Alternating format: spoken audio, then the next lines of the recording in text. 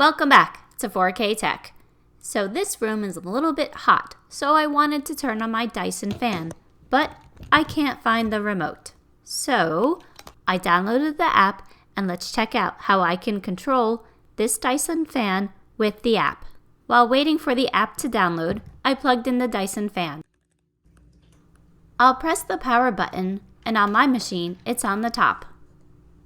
You'll see that it is on level 8 and that is way too fast for me.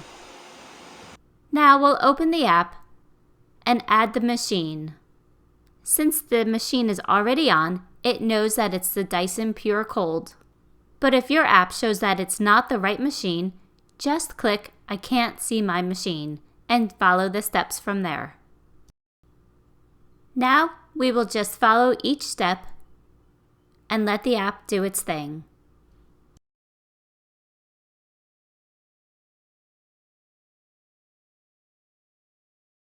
I'll click Continue Setup, and then it will continue to confirm its connection. I'll click Continue, and the app will take me to this screen. There is a lot of information on the screen, so if you have a chance, check it out for yourself. But for now, we'll lower the level to 5. We'll switch back to the actual machine, and you'll see here that the level is now at 5. So let's switch back to the app and check out a few more things.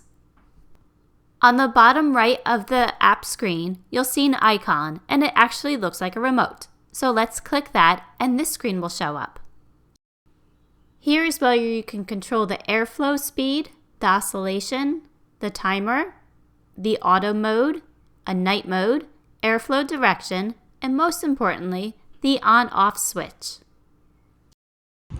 I hope this tip has been helpful. Thanks for watching and please subscribe.